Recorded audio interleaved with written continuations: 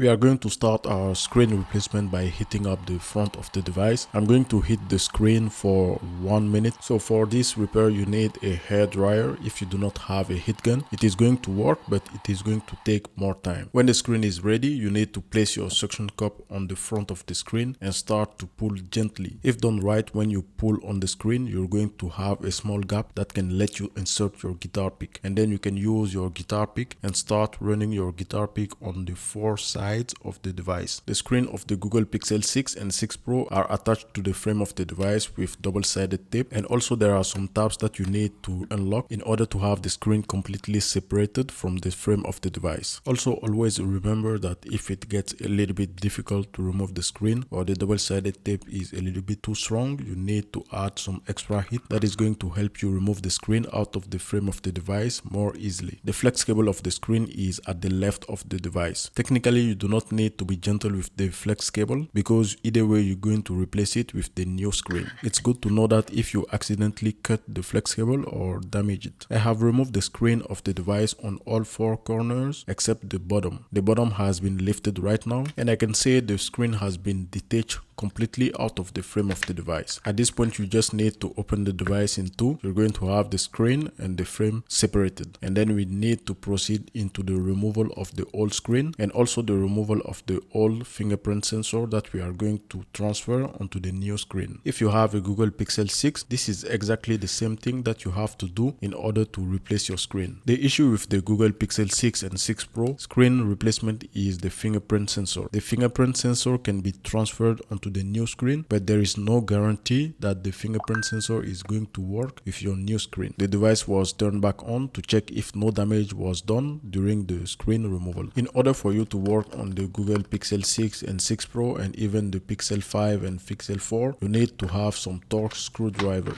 To remove the screen of the device, you need to remove one screw. That screw removed, you have access to the flex cable and you can disconnect it from the motherboard. As you can see, it wasn't too difficult to remove the screen of the Pixel 6 and 6 Pro. So next you need to use your heat gun or your hair dryer. You need to hit the front of the screen, especially where we have the fingerprint sensor. This is going to help you go under the flex cable of the fingerprint sensor and disconnect that flex cable out of the circuitry of the screen. The fingerprint sensor flex cable is aligned in a way that makes it a little bit difficult to disconnect it from the circuitry of the screen. It is not really that difficult. You just need to take your time while removing the fingerprint sensor flex cable. That being done, we need to hit the screen of the device again. I'm concentrating heat on the flex cable of the circuitry of the screen. I decided to completely remove the circuitry of the screen to have a lot of space to work while removing the flex cable of the fingerprint sensor. Obviously, you need a flat metal tool to do this. Make sure that you do not use a metal tool that is sharp because you risk to cut the fingerprint sensor flex cable, and then you will have to replace the fingerprint sensor as a whole. I can say removing the screen out of the frame of the device is relatively easy, but removing the fingerprint sensor is what takes time, and you need to be more careful. You need to be more concentrated while removing the fingerprint sensor from the old screen. Like I said, I have removed completely the circuitry of the screen, and we need to go back to hitting the fingerprint sensor area. For this, I was hitting the fingerprint sensor area for